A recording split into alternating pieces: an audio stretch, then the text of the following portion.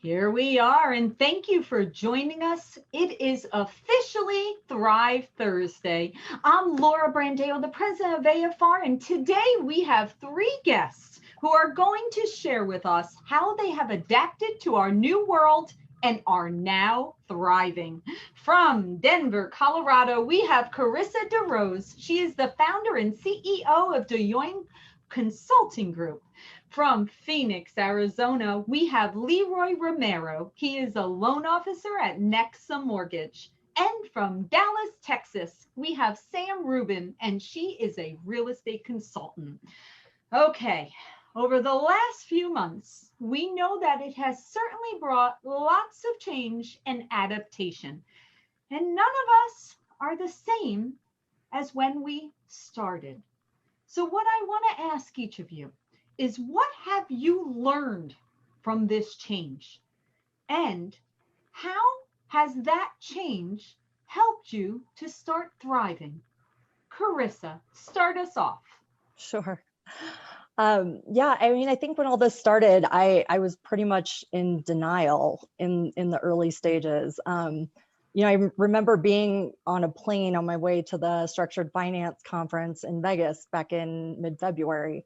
And I had a layover in LA, which was kind of one of the early hotspots. And I noticed as I was boarding that there was a lot of people wearing masks, which was a really, that was an abnormal sight at the time in the United States. And it struck me, but it was kind of my first indication of what was really coming. But I went on to the conference and everything was pretty business as usual there. And so, I kind of went back to work and kept traveling and doing the things I was doing. And fast forward a couple weeks, and there was another conference out in Beaver Creek the first weekend in March. And that was just before things got very, very real. And I think we knew that things were getting serious, but we hadn't had an official case in Colorado yet. There were many other states that didn't have cases. So the conference still felt business as usual. Maybe a little more caution, but still lots of handshakes and hugs all around. Yeah. So I don't think it had really sunk in yet what we were dealing with. And that was my last bit of normalcy. And on the drive home from that visit, I was getting a crazy text blast, like an Amber Alert that comes from the government with the sirens and everything, saying that anyone who'd been in Eagle County needed to quarantine for 14 days. And in that same drive, I mean, I think they canceled the basketball season in that same 2-hour drive. I mean, that day is just the day that everything changed. I think 2 days later, schools were canceled, but everything was moving very, very quickly at that point. And I think everyone I know was forced to work from home by that following Monday. We, like everyone else, we canceled our spring break trip and, we just started to transition. Transitioning to work from home was kind of a non-issue for me. I've worked from home at least partially for the last 10 years or so, and my team is spread throughout the country. So we're used to this. What was new, I think, was the level of distraction and the multitasking requirements that went along with this.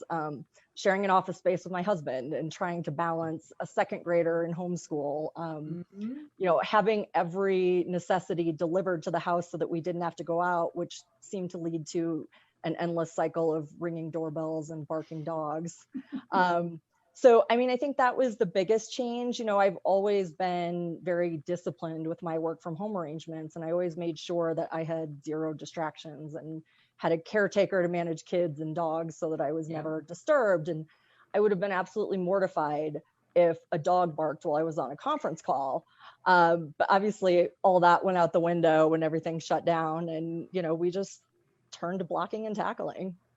So what did you actually learn as you adapted and as you changed? What did you learn from these changes that were happening to where now going forward, you're going to continue to do that? Yeah, no, I mean, I think the biggest thing is a really escalated level of multitasking. Yeah. And other than that, I can't say that there's anything new that I learned, but I think what I did do is I tapped into a lot of the crisis management skills that I gained in 2008 and 2009.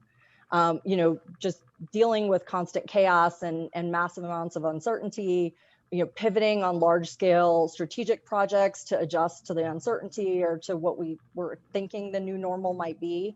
But to me, it felt a lot like 2008 and 2009.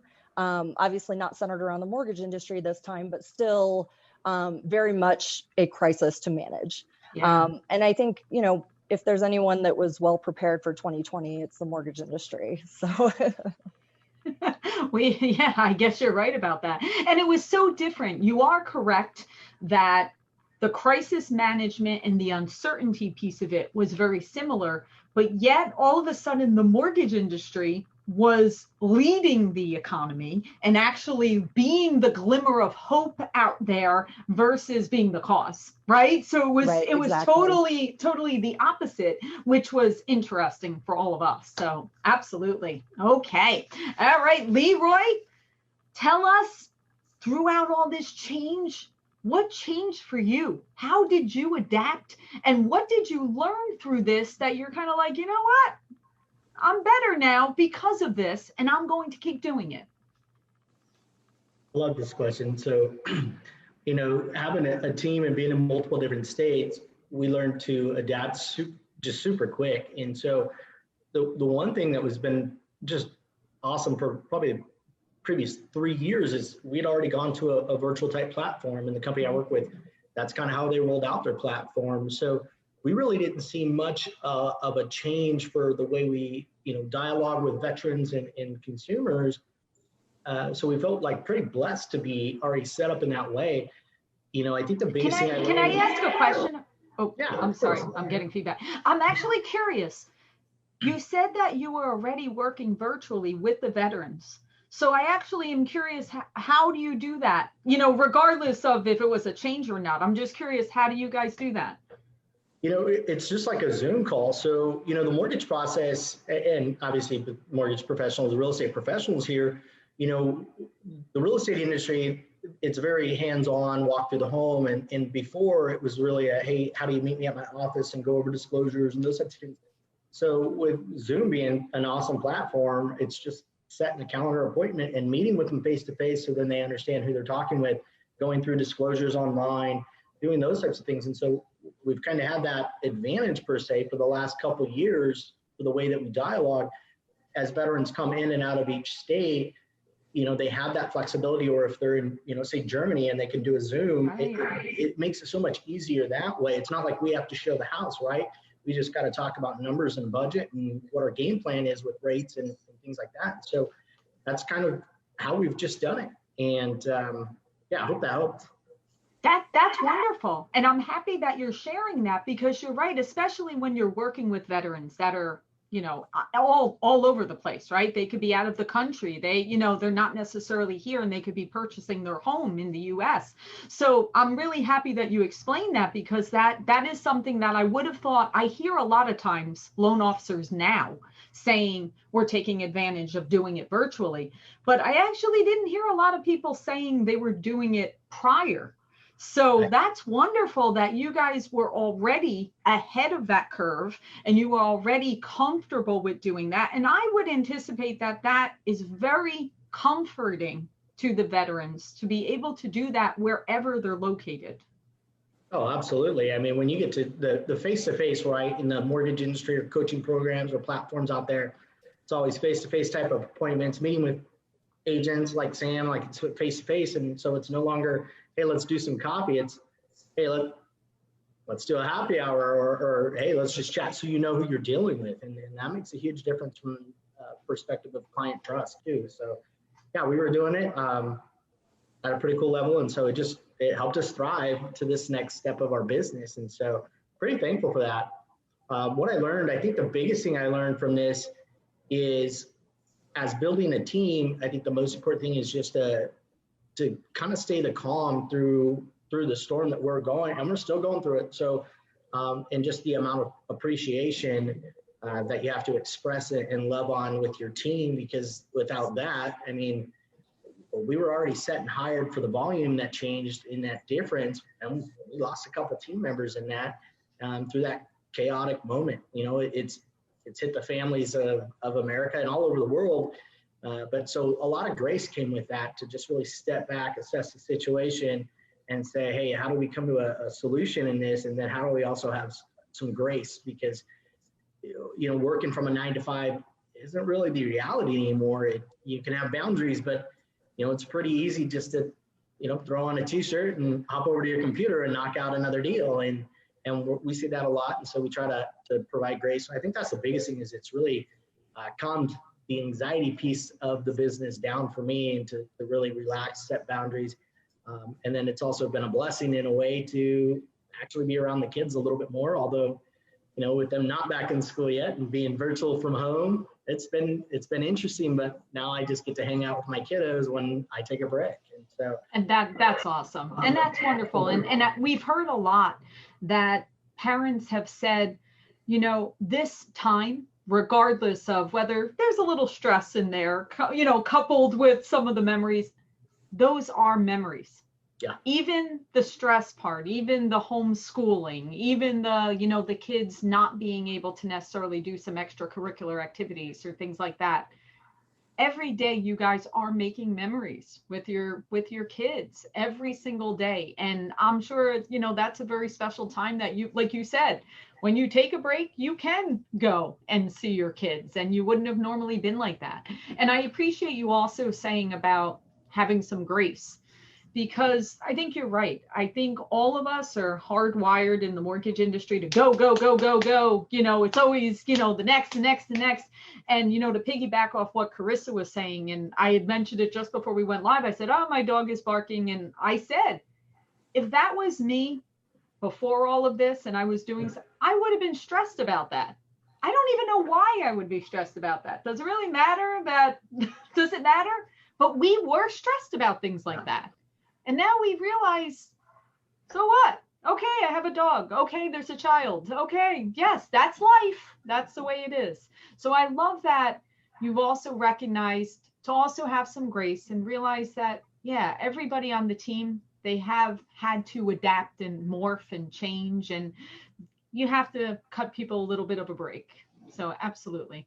Way to go. All right, Sam.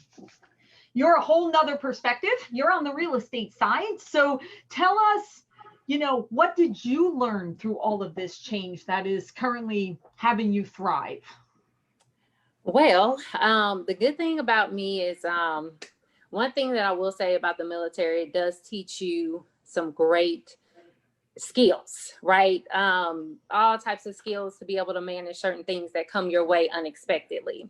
So when COVID hit, of course, we weren't originally in certain counties in Dallas considered essential.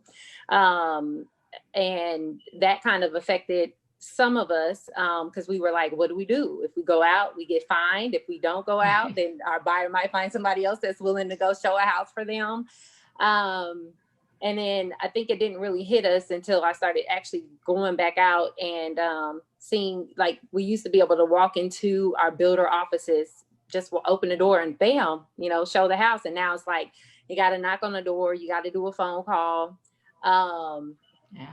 Meeting with our buyers and or sellers in person became all online. I had already been doing online buyer consultations due to some of my clients coming from overseas or other states and stuff like that. So that was normal, but actually having to do seller consultations and, having them take you through the house and show you, what the house looks like and all that good stuff to be able to run your market analysis. We thought that real estate was just going to come to a halt, similar to some of the other states, but Texas surprised us. It kept going. Even when we were shut down, maybe I think a couple of weeks, if that, from like doing traditional business. But once they said, okay, real estate is essential, and rates started coming out and dropping, everybody just jumped on a bandwagon. It was like, I want to buy a house. I want to buy a house. And we were like, oh, wait, we thought we were going to slow down. And we picked up Hey Sam, tremendously. I'm curious, okay? Only because I don't get a lot of realtors, so I'm curious. Okay, so we knew the rates went down, right? Mhm. But what was the main reason why all of a sudden people wanted to buy a house? Was it because the rates went down, or was it like I need space, or I need more room, or I need a backyard, or what were the reasons why? Because it seems like this frenzy happened all over the country. So what were you hearing? So it was rates all day long. Ah, I do a lot of down payment assistance programs and also VA clients. yeah. Our VA rates, amazing. And then our other rates, they're great, but our VA rates are, awesome. And our down payment assistance programs, we were putting people in houses with, and of course, these rates are not high for some people who owned homes back in 77 or 89 and had them 13, 20% interest rates. But at that time, not even a year ago, we were sitting at 6% for down Yeah. payment assistance programs. And that was good, right? For you to get free money to get into a house. But now we're at 3.75 Wow. for down payment assistance to get into a house, no money down. Crazy. And our sales prices here in the Metroplex are pretty high. So with the rates dropping, it allowed people to actually qualify for some areas that they wouldn't have qualified before. So that rates is number one because it wasn't prices. Our prices ain't going nowhere no time soon, right? They're going up thanks to lumber, okay? And all these other factors thanks to COVID-19. But the rates all day long is one of the great. Just give them more ability, like to purchase more, right? They were able to qualify for more. Oh, that's awesome. Great. Okay, great. All right, so keep going. So now people are buying, you're showing all that. Keep going. Yes. So we're showing houses. And one thing that happened was I did take my kids. I have twins that are 5 and a 3-year-old. Oh. And mommy's patience is not very good. Come on, the military didn't prepare you for twin 5-year-olds and a 3-year-old. Well, they taught us patience, and we have a saying, hurry up and wait, but not for kids, right? That's a totally different kind of patience that you have to have. So that hurry up and wait, I can do it in the military, but when it comes to kids, I'm like, oh, no, where your daddy at? So I took them out immediately because they were in daycare at that time, and I took them out because I was like, I don't know what this is. And then one of my daughters, she has a medical condition. I didn't want it to affect that, and then we have issues with that. So I was like, let me take them out, see what happens, and then go from there. So with me doing that, here comes the adaptation, right? Yeah. I had already taken my kids out previously throughout the last, 5 years, showing houses and stuff like that. So they've been with me on a few different showings and stuff like that. So they understand what mommy does. However, when they were taken out of school, I was like, what do I do? Because I don't want to take them out in this situation, and then they contract something and then it's mommy's fault. So what I did was I had to leverage my family who, I'm sure they probably were like, ma'am, no. But because they love me so much, they decided to go ahead and share my responsibility, right? And, I'm like, hey, I got a showing. Can you watch them? They weren't doing anything, working from home. Thanks to, their job. My sister owns her own business. That's a major plus. And then my 12-year-old nephew, he also was a part of it too. So I was able to hire them to help me with the kids so that I could continue my business. So I had to adapt to that, hiring other family members. How did that go? It went good for me, but for my family, they were like, when is school starting again? Because it's 3 kids and they are full of energy. Of course. Yeah. So. Well, at that age, listen, they're a ball of fire. They're that's wonderful. That's awesome. Okay, so you adapted to this change, and I'm assuming business is still crazy thriving, right? I'm assuming you're very, very busy, right? Yes, we are. Definitely busy. I think last month was probably one of my best months in my almost 6 years of being in the business. And moving forward, it's looking great as well. But yes, definitely still going. We're showing with masks. We're showing with gloves, booties. appointment only with some of the builders. You can't just walk in. So yeah, so nothing's gotten back to the normal yet, but we're adapting to the new rules. Well, listen, we see the homes selling very quickly. Well, obviously the mortgages are, everybody is out there and about. So thank goodness we get to thrive through all of this. So that's wonderful. Okay, love it. All right, Carissa. So now we've been pushed out of our comfort zones, where we're adapting to all of this, and it's taking us some time to kind of learn some things about ourselves, right? So now we were speaking about, guys, for everybody out there, we've been having conversations about crazy weather. Carissa told us a few days ago, she had a snowstorm in Denver. It's only September, the beginning of September, and they already have snow. We've all been pushed into these new levels of comfort zone, and we've learned some things about ourselves that maybe we didn't recognize before, or I'm sure it was always there, but we never really zoned in on it. So my next question for everyone, and we'll start with Carissa, is when I asked this question, I really wanted you guys to think about it. What is your personal superpower? Well, I think aside from, again, an escalated ability to multitask now, I'm a lot less uptight than I used to be. And I've become a lot more laid back in my work interactions. I've really seen a positive shift since all of this started, and with everyone home, it seemed like most of the people that I interacted with were dealing with the same issues and distractions that I was. And you said it, dogs were barking on every call, and everything was just a lot less sanitized.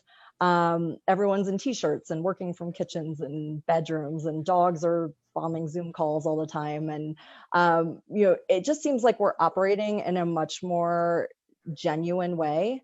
And any kind of facades or pretenses that used to exist are gone. And I suspect that's probably kind of a permanent shift.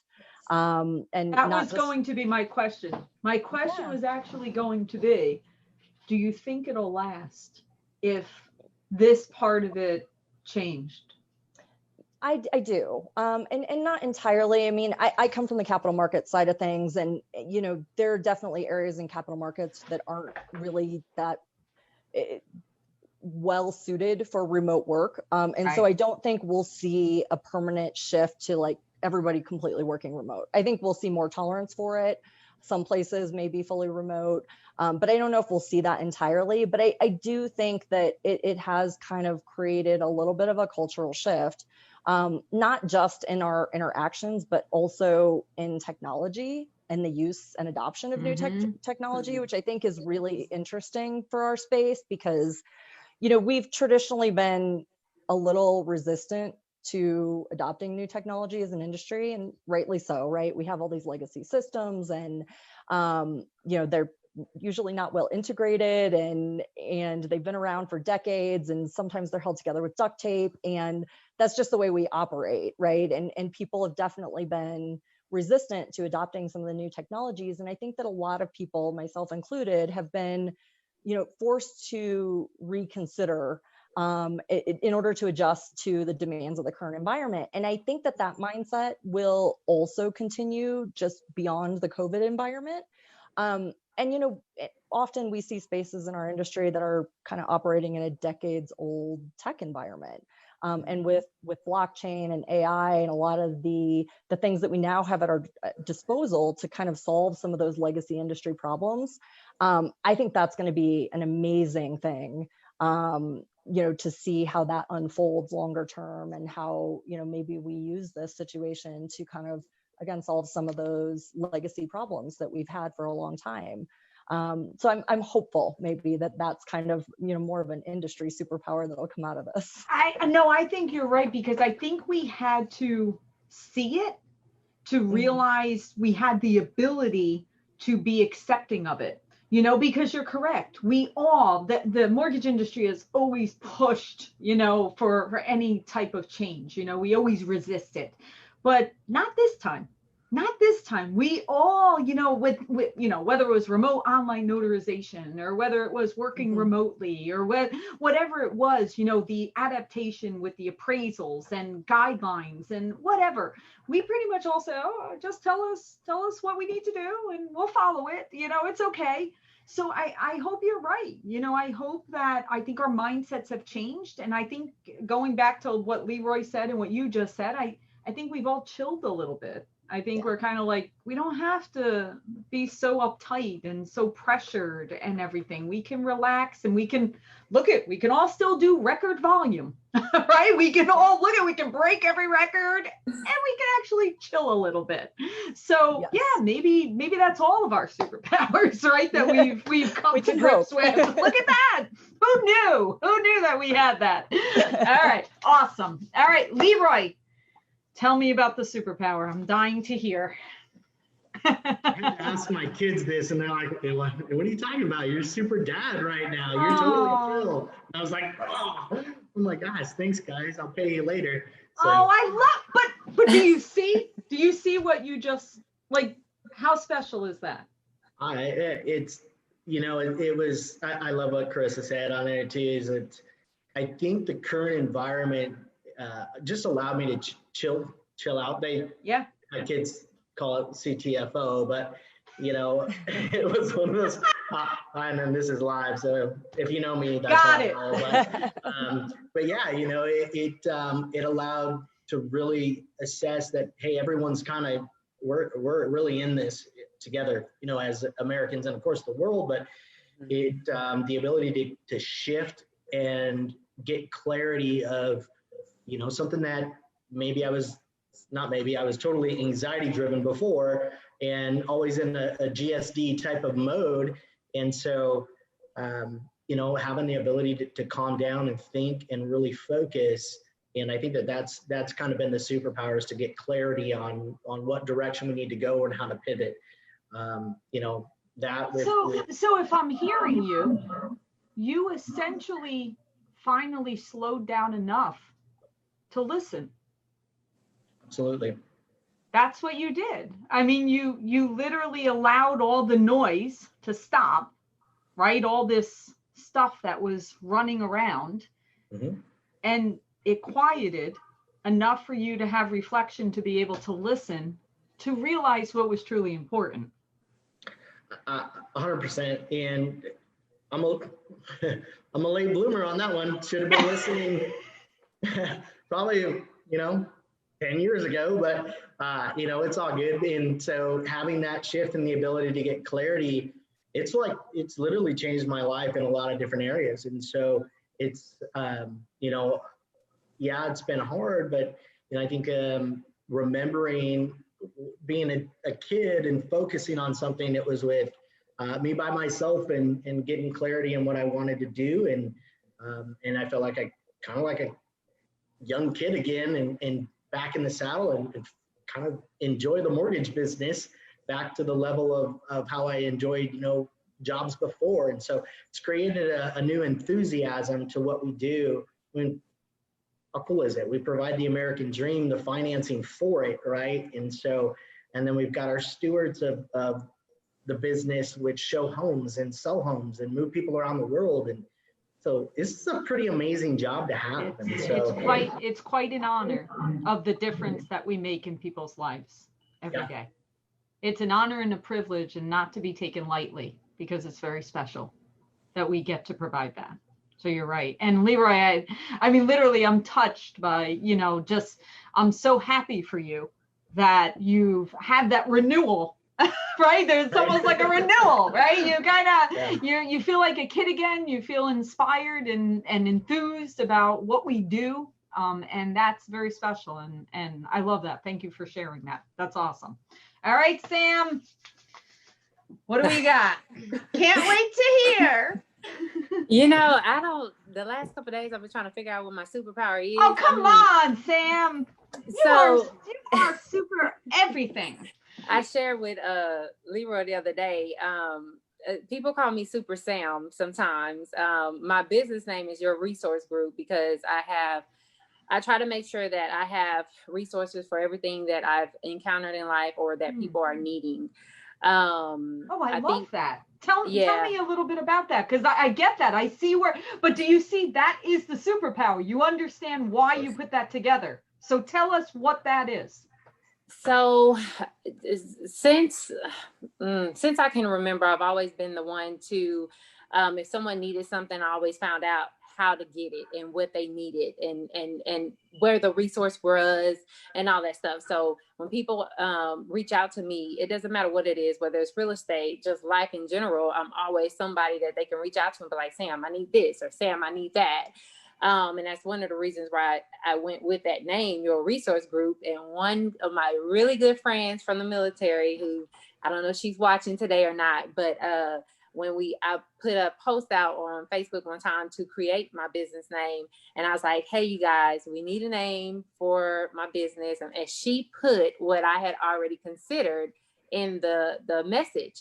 And I was like, that's it. Like, it was God saying, hey, this is it. You know that you find the resources and the information that people are needing, make that you and just grow that brand. So that's what I've been doing. Just being a resource to people around me for pretty much anything that they need.